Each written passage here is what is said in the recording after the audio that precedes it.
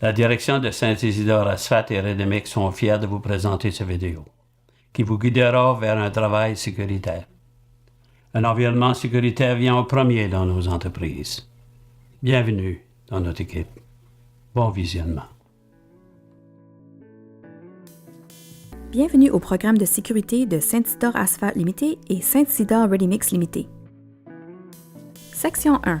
Politique de sécurité. Saint-Isidore Asphalt et Saint-Isidore Redemix s'engagent à avoir et à appliquer un programme de sécurité qui protégera son personnel, la propriété de Saint-Isidore Asphalt et Saint-Isidore Redemix, ainsi que le public des accidents potentiels. Saint-Isidore Asphalt et Saint-Isidore Redemix et ses employés ne fabriqueront pas de produits ou ne fourniront pas de services qui risquent de causer accidents, blessures ou dommages matériels ou de provoquer des incendies ou des maladies professionnelles. Il n'existe pas de travail ou d'acte si important que l'on ne puisse prendre le temps nécessaire pour l'accomplir de façon sécuritaire. Chaque salarié est responsable de sa santé et de sa sécurité, et il est tenu d'observer les règles, procédures, instructions et directives pratiques qui concernent la bonne exécution de son travail, sa santé, sa sécurité et celle de ses compagnons de travail. Saint-Isidore Asphalt et Saint-Isidore Redemix maintiendront un esprit de coopération avec les employés en ce qui concerne la santé et la sécurité au travail. Les règles et les procédures contenues dans ce manuel ne remplacent pas la loi sur l'hygiène et la sécurité au travail, mais se veut un complément à celle-ci. Chaque salarié se doit de se conformer à la loi ainsi qu'aux directives de ce manuel. Chaque employé a également le droit fondamental de travailler dans un milieu contrôlé et conçu, aménagé et entretenu de façon à éliminer les risques pour leur santé et leur sécurité.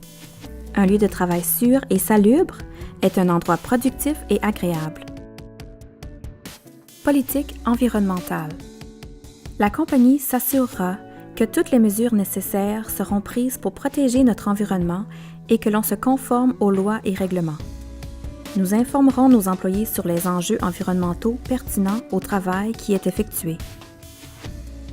Nous serons respectueux de l'environnement. Tous les sites de travail doivent être propres. Aucun produit ne doit être enfoui dans le sol. Les rebuts, papier, guenilles ou autres doivent être déposés dans les poubelles. Les huiles usées sont récupérées dans des contenants fermés, apportées au garage central et transvidées dans des réservoirs appropriés.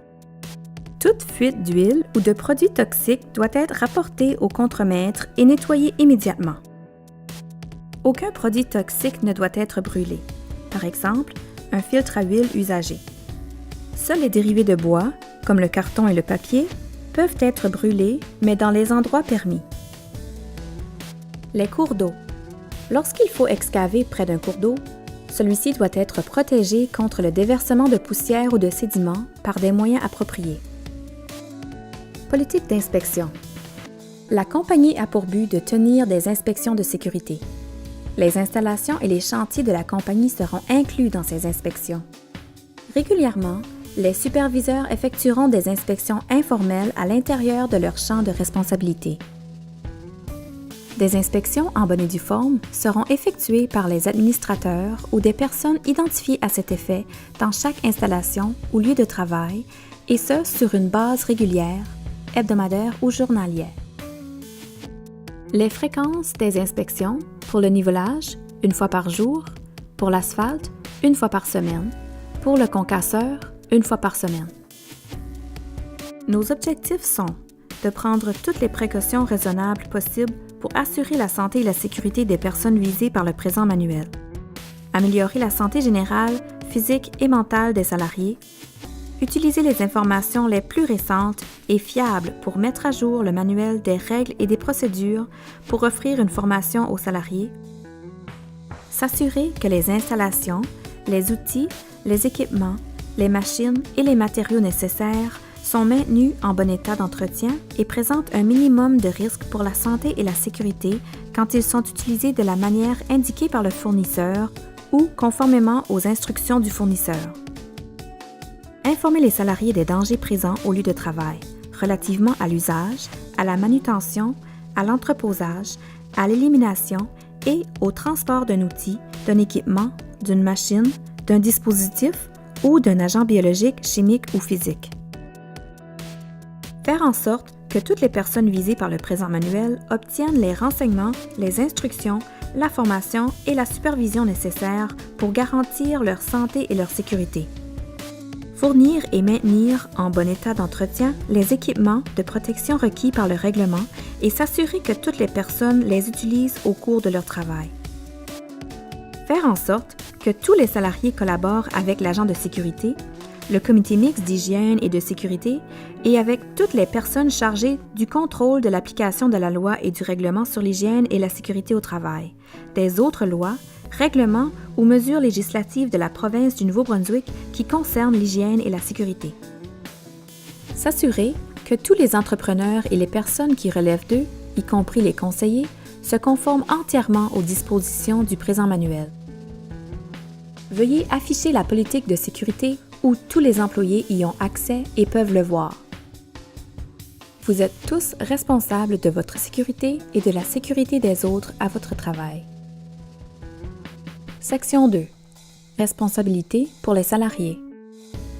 Tous les salariés exécutent leurs tâches en tenant compte des règles et procédures concernant l'hygiène et la sécurité et ils doivent notamment se comporter de façon à protéger leur santé et leur sécurité et celle des autres personnes qui se trouvent au lieu de travail ou à proximité. Signaler tout danger dont ils ont connaissance au lieu de travail au contremaître ou en son absence au délégué du chantier, à un membre du comité mixte d'hygiène et de sécurité ou à l'agent de sécurité. Porter ou utiliser l'équipement de protection requis, vérifier l'équipement avant de s'en servir, demander conseil et prêter leur collaboration au contremaître, à l'agent de sécurité, au délégué du chantier ou au comité mixte de l'hygiène et de sécurité. Voir à ce que tout équipement de sécurité à l'intérieur de sa machine ou lieu de travail soit en place et en bon état, sinon le rapporter au contremaître. Prêter leur collaboration à toute personne chargée de l'application de la loi et du règlement sur l'hygiène et la sécurité au travail et des autres lois, règlements et mesures législatives de la province du Nouveau-Brunswick qui concernent l'hygiène et la sécurité. S'assurer d'avoir reçu une formation pour les fonctions qui leur sont attribuées. Rapporter tout accident, blessure et quasi-accident au contremaître le plus tôt possible le même jour avant de quitter son lieu de travail. Section 3. Pratique de travail sécuritaire. Vous devez créer un environnement de travail sécuritaire pour tout ce que vous faites avant de commencer votre tâche. Par exemple, avant de monter à votre pièce d'équipement, vous devez vérifier l'huile, l'essence, les freins, les pneus, les clignotants, les rétroviseurs, etc. Section 4. Procédure de travail. La procédure de travail se fait par étapes. Vous devez faire la tâche de façon successive selon le modèle A-B-C. Par exemple, montez sur l'équipement en utilisant les points d'appui, attachez votre ceinture de sécurité, démarrez le véhicule et ainsi de suite. Les employés doivent avoir accès aux pratiques de travail sécuritaire et procédures de travail en tout temps. Révisez les pratiques de travail sécuritaire et procédures de travail dans les Toolbox Meetings. Les superviseurs préparent et révisent les pratiques de travail sécuritaire et procédures de travail avec l'aide des employés. Section 5A. Règlement. L'utilisation ou la possession d'alcool, drogue illégale, armes à feu ou toute autre arme sur la propriété de Saint-Isidore Asphalt et Saint-Isidore Ready-Mix ou sur tout chantier de la compagnie est strictement défendu. Toute bataille, jeu brutal, jouer des tours ou tout autre comportement qui nuit ou dérange à un autre travaillant est défendu. Il est défendu d'arriver au travail ou de demeurer au travail avec des facultés affaiblies. Il est défendu de fumer dans les véhicules ou les bâtiments appartenant à Saint-Isidore Asphalt et Saint-Isidore Ready-Mix. Les salariés ne doivent pas utiliser l'air comprimé pour enlever la poussière de leurs vêtements ou de leur corps.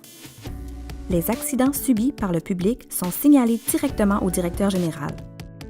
Il est défendu de commettre tout acte de vol ou de vandalisme ou d'abuser de toute propriété appartenant à Saint-Isidore Asphalt et Saint-Isidore Ready-Mix.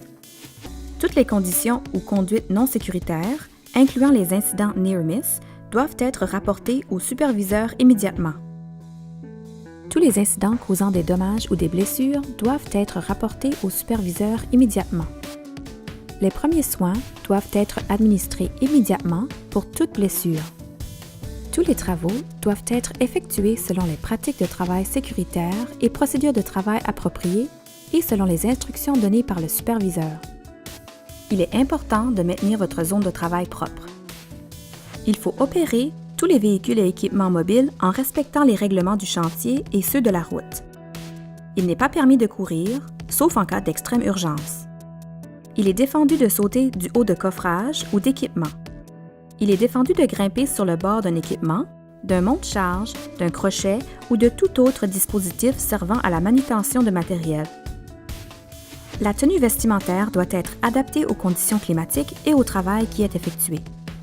En tout temps, vous devez porter un casque de sécurité, une chemise et/ou un chandail, un pantalon, des bottines de sécurité et, lorsqu'il y a circulation, une veste de sécurité. À noter que les bottines de sécurité et le casque de sécurité doivent être approuvés par le CSA.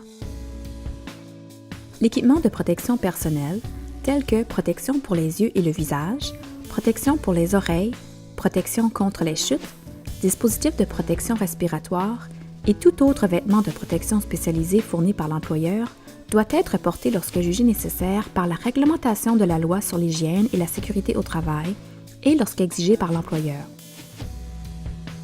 L'utilisation du téléphone cellulaire personnel est strictement défendue sur le chantier, sauf en cas d'urgence.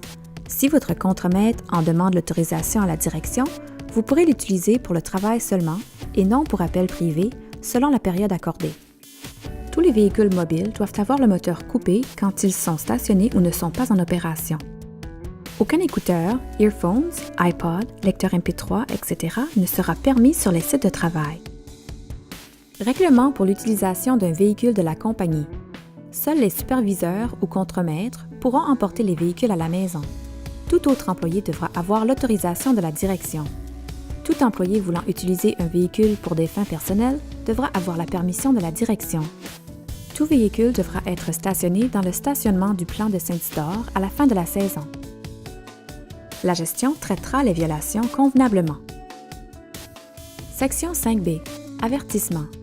Tout superviseur et ou personne en charge à un lieu de travail devra s'assurer que tous se conforment avec la loi sur l'hygiène et la sécurité au travail.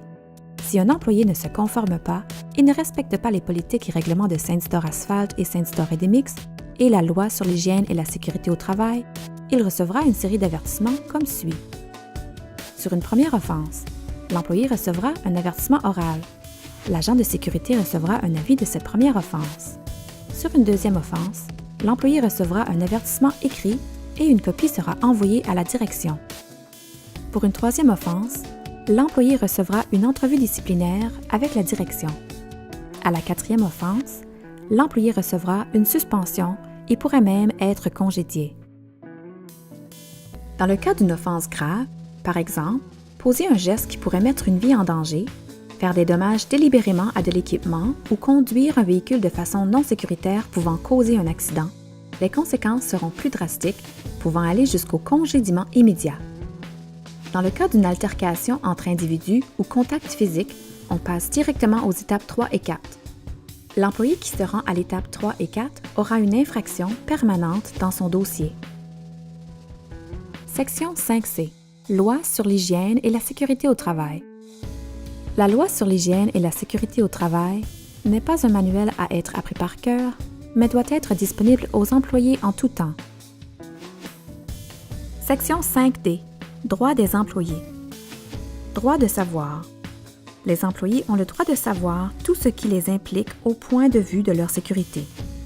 Les fiches signalétiques doivent être à jour et accessibles en tout temps. Exemple, SIMDUT. Droit de participer. Les employés ont le droit de participer au comité mixte d'hygiène et de sécurité, d'être délégués représentants à l'hygiène et la sécurité et de participer au Toolbox Meeting. Droit de refus. Tout employé du Nouveau-Brunswick peut refuser de faire un travail qu'il juge peut être dangereux à lui-même ou aux autres employés. Pour exercer son droit de refus, vous devez rapporter le problème à votre superviseur et demeurer à un endroit sécuritaire jusqu'à ce que le problème soit corrigé ou qu'une autre tâche vous soit assignée. Ensuite, votre superviseur doit investiguer votre refus et prendre une des décisions suivantes. S'il y a risque, le superviseur corrige le problème ou parle à l'employé de ce qui devrait être fait.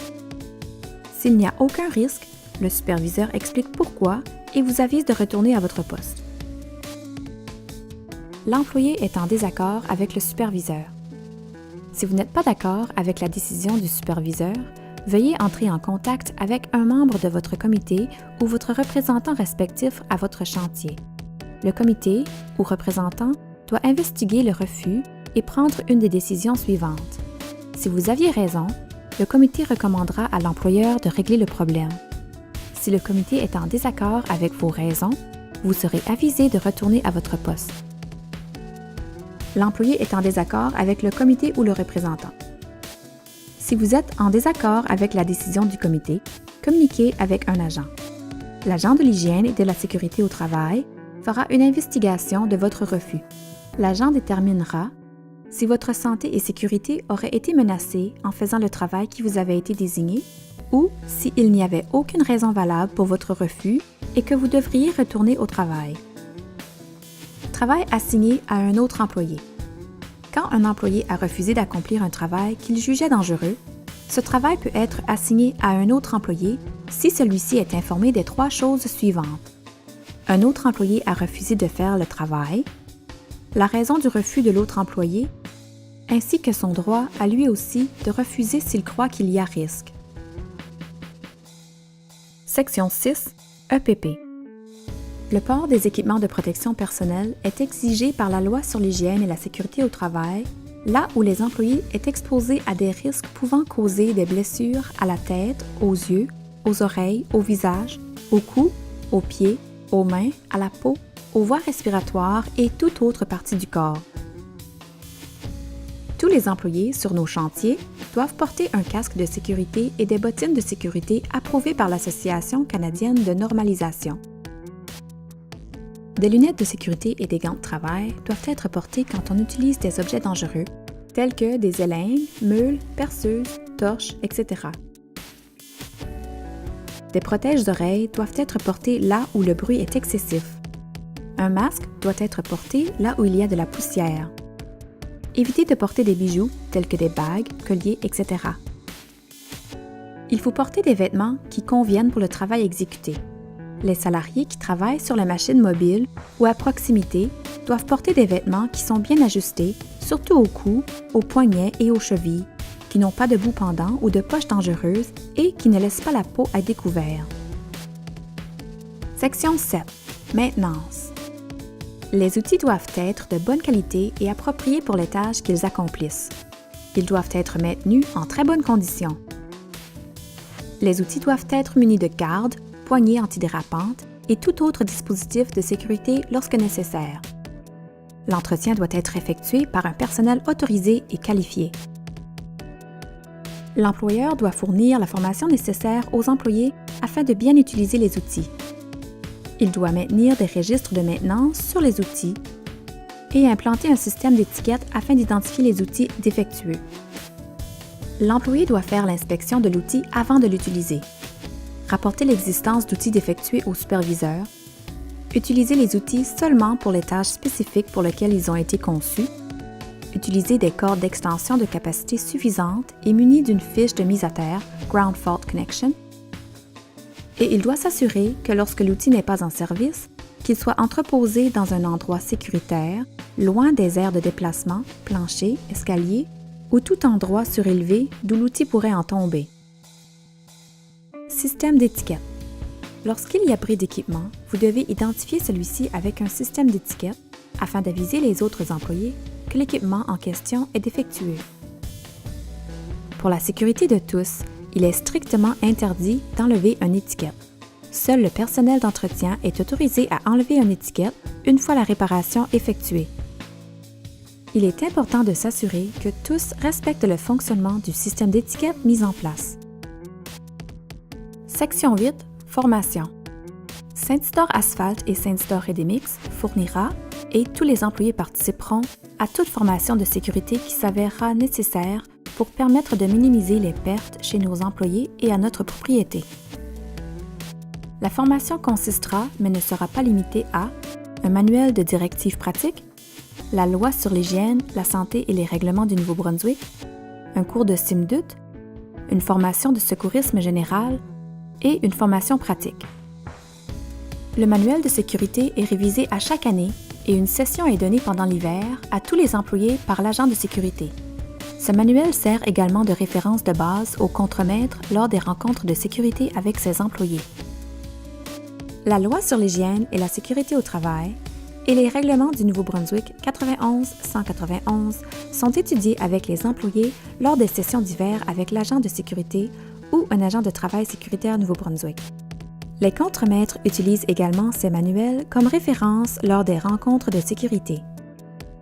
Un cours de SIMDUT est donné l'hiver ou au besoin durant l'été à chaque employé par l'agent de sécurité ou un agent de travail sécuritaire Nouveau-Brunswick.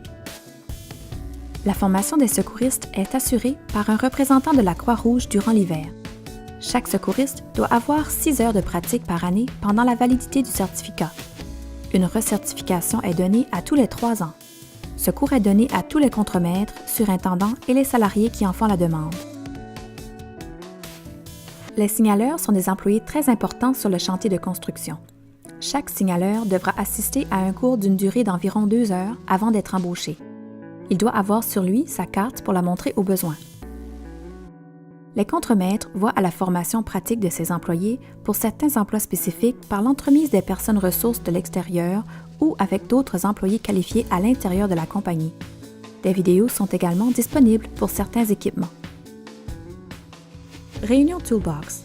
Les réunions Toolbox se font sur le site, sont d'une durée maximum de 15 minutes et consistent à parler de l'évaluation des risques, des pratiques de travail sécuritaire et procédures de travail et de l'équipement de protection personnelle.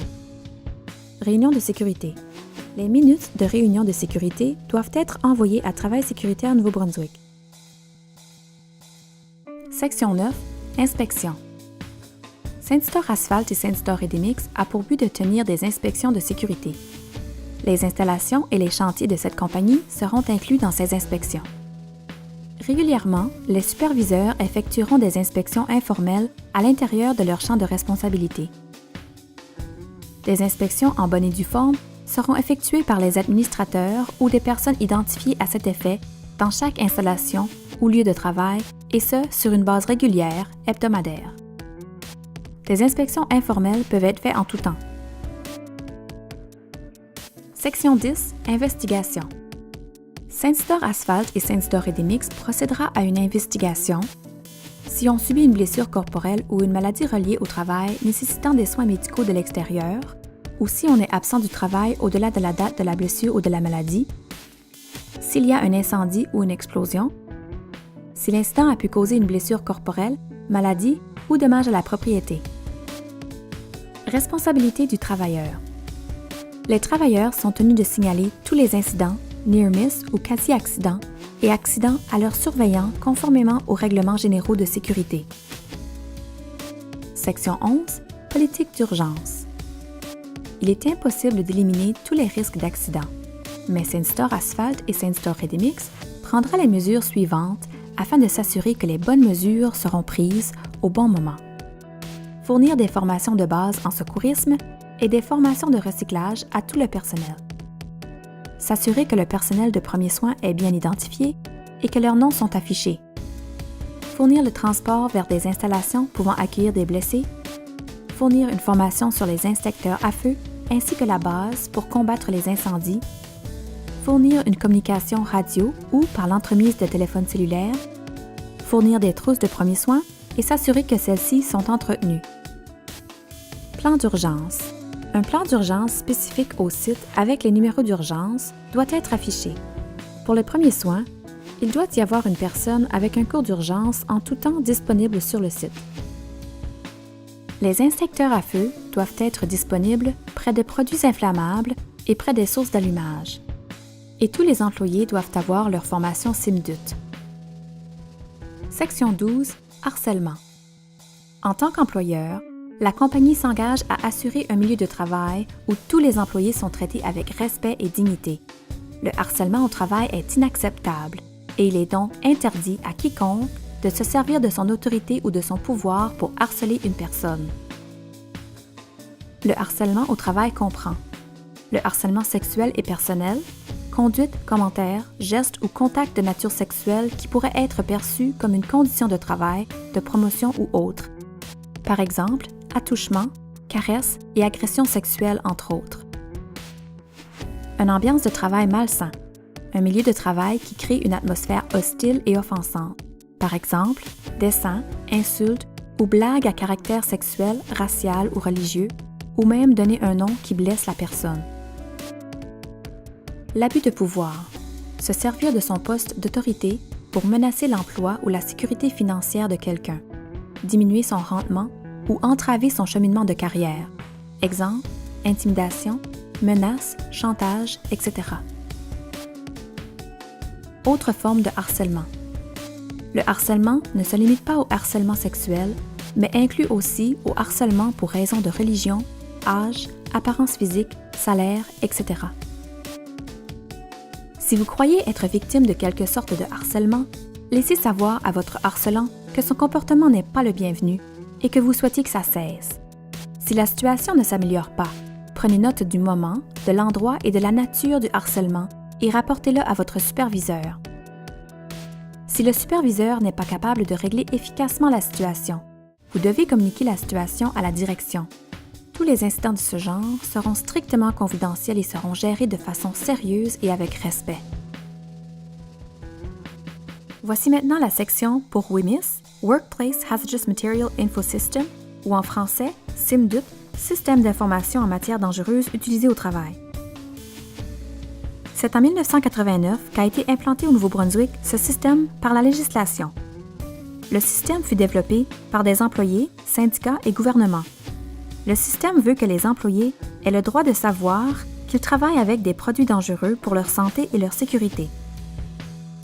Il y a 3 composantes pour aider le salarié à reconnaître et à manipuler ces produits: les étiquettes, les fiches signalétiques et l'éducation.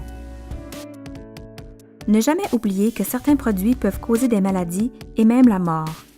Certains produits sont exemptés, comme le bois et le tabac. Les explosifs, la nourriture, les herbicides et l'énergie atomique sont régis sous autres lois. Les étiquettes. Les étiquettes du SIMDUT sont utilisées pour identifier les matières dangereuses. Elles indiquent quels sont les dangers et expliquent les précautions à prendre lors de l'utilisation du produit. Il y a 2 types principaux d'étiquettes du SIMDUT. Les étiquettes du fournisseur qui sont placées sur le contenant par le fabricant ou le distributeur. Et les étiquettes du lieu de travail qui sont placées par l'employeur là où elles sont requises sur le lieu de travail. Les étiquettes apposées par le fournisseur sur les contenants de matières dangereuses contiennent l'information suivante: le nom du produit, quels sont les dangers, comment utiliser le produit en toute sécurité, les symboles de danger, les premiers soins, le nom et l'adresse du fournisseur, le texte informant qu'une fiche signalétique est disponible. Votre formateur vous montrera une étiquette du fournisseur et vous pourrez en discuter. Toutes les étiquettes du fournisseur ont une bordure spéciale. Il faut aviser votre employeur si vous voyez un contenant de matière dangereuse qui ne porte pas d'étiquette ou que celle-ci est illisible. Étiquette du lieu de travail. Les étiquettes du lieu de travail sont fournies par votre employeur. Elles contiennent l'information suivante: le nom du produit, comment vous protéger des dangers, et du texte informant qu'une fiche signalétique contenant de plus amples renseignements est disponible. Lorsque vous transvidez une matière dangereuse du contenant original dans un autre contenant, une étiquette de l'employeur doit être apposée au nouveau contenant. On doit aussi apposer des étiquettes du lieu de travail sur les contenants utilisés pour entreposer des matières dangereuses faites sur le lieu de travail. L'étiquette du lieu de travail n'a pas de bordure spéciale. Au besoin, un formateur SIMDUT révisera les étiquettes pour les matières utilisées à votre lieu de travail. Il vous montrera aussi comment sont identifiés sur les lieux de travail les tuyaux, les pompes ou les cuves qui contiennent des matières dangereuses. On se sert de signes de mise en garde, d'étiquettes, de codes de couleurs ou de chiffres et de dessins de tuyauterie. Symbole de danger. le CIMDUT utilise 8 symboles standards pour vous aviser sur le genre de danger que peut présenter la matière. Vous connaissez peut-être déjà certains symboles parce qu'il y en a des semblables utilisés sur certains produits ménagers tels que des liquides nettoyants et les diluants de peinture. Les symboles sont utilisés et classifiés de la façon suivante. Catégorie A, gaz comprimé. Par exemple, oxygène, acétylène, propane, certaines bombes aérosols. Ces produits doivent être entreposés et manipulés avec beaucoup de précautions. Si le contenant est perforé ou endommagé, ou si on le laisse devenir trop chaud, une explosion pourrait se produire. Catégorie B, matière inflammable et combustible. Division 1. Gaz inflammable, par exemple, méthane ou hydrogène. Division 2. Liquide inflammable, par exemple, diluant de peinture et nettoyant. Division 3. Liquide combustible, tout liquide qui peut brûler ou exploser. Division 4. Solide inflammable. Ce sont des solides qui peuvent s'enflammer par la chaleur ou la friction. Division 5. Aérosols inflammables. Ce sont des vaporisateurs qui peuvent s'enflammer. Division 6. Matière inflammable réactive. Toute matière qui peut s'enflammer lorsqu'elle se mélange à l'air. Catégorie C. Matière comburante, qui émet de l'oxygène, ce qui pourrait aider à faire brûler certaines autres matières. Par exemple, les agents de blanchissement peuvent accélérer la vitesse à laquelle les matières inflammables brûlent. Catégorie D. Matières toxiques et infectieuses. Division 1. Matières ayant des effets toxiques immédiats et graves. Division 2. Matières ayant d'autres effets toxiques, ayant des effets à long terme, tels les irritants pour les yeux ou la peau. Division 3. Matières infectieuses biodangereuses, bactéries vivantes ou virus. Catégorie E. Matières corrosives. Matières qui peuvent causer des blessures aux yeux, à la peau et aux voies respiratoires. Catégorie F. Matières dangereusement réactives. Matières qui peuvent causer une explosion ou un incendie lorsqu'elles sont exposées à trop de chaleur, à de vibrations ou si elles sont mélangées à d'autres produits chimiques. Au besoin, un formateur vous montrera une affiche sur laquelle on retrouve chacun des symboles. Il révisera cette information avec vous et vous dira pourquoi il est important que vous appreniez ce que chacun des symboles représente. Fiches signalétiques. Les fiches signalétiques sont des documents techniques très importants. Il existe une fiche signalétique pour chaque matière dangereuse sur les lieux de travail. Chaque travailleur sur les lieux de travail doit savoir où sont les fiches signalétiques et comment les utiliser. Les fiches signalétiques sont disponibles aux offices de Saint-Isidore et Bathurst. 9 catégories d'informations sont requises sur chaque fiche signalétique. Chaque catégorie donne des renseignements particuliers sur les matières dangereuses. Les fiches signalétiques ne se ressemblent pas toutes, mais elles contiennent toutes les 9 mêmes catégories d'informations. Nous allons maintenant vous montrer une fiche signalétique typique pour vous familiariser avec le contenu de chaque section. Au besoin, un formateur vous expliquera plus en détail chaque section de la fiche signalétique. Section 1. Cette section identifie la matière dangereuse par son nom, son numéro d'identification du produit et la principale utilité de ce produit. De plus, l'information sur le fabricant et le fournisseur y est inscrite. Section 2. Cette section vous indique chaque ingrédient dangereux dans le produit et le pourcentage de chaque ingrédient dans le produit. De plus, on y indique les détails techniques de chaque ingrédient dangereux. Les fournisseurs peuvent demander le statut de RCC, Renseignements commerciaux confidentiels, pour un ingrédient. Si la Commission fédérale de révision est d'accord, un numéro peut être listé au lieu d'un nom d'ingrédient. Tous les autres renseignements doivent quand même paraître sur la fiche signalétique. Section 3. Cette section énumère les caractéristiques physiques du produit. Elle indique si la matière est un solide, un liquide ou un gaz dans son état normal, à quoi il ressemble et sa senteur, sa rapidité d'évaporation, ses points de congélation et d'ébullition, ainsi que d'autres renseignements techniques sur le produit. Section 4. Cette section donne des renseignements détaillés à savoir si le produit peut s'enflammer ou exploser et à quelle température. Cette section indique aussi la meilleure façon d'éteindre le feu si le produit brûle, le niveau de sensibilité à l'impact, choc et échappement, et si le produit peut s'enflammer ou exploser à partir de décharges électrostatiques. Section 5. Les données sur la réactivité sont des renseignements sur les caractéristiques ou propriétés chimiques du produit. Cette section identifie le produit comme étant chimiquement stable ou instable et énumère les substances qui ne doivent pas être mélangées ou mises en contact avec le produit, sinon une mauvaise sorte de réaction chimique peut se produire. Section 6. Cette section explique comment la matière dangereuse entre dans le corps. Elle explique aussi comment l'exposition à court ou à long terme peut affecter votre santé. Section 7. Cette section énumère les équipements de protection individuelle qui doivent être utilisés lorsqu'on travaille avec des matières dangereuses. Elle vous indique aussi comment entreposer, manipuler, expédier et éliminer les matières et comment nettoyer le produit en cas de fuite ou de déversement. Section 8. Cette section identifie la bonne procédure pour traiter immédiatement toute personne qui a été exposée à la matière dangereuse. Vous devriez connaître qui est le préposé aux premiers soins sur les lieux et savoir comment communiquer avec lui en cas d'urgence. Vous devriez aussi savoir où est situé le poste de premiers soins et où l'équipement d'urgence est rangé. Section 9.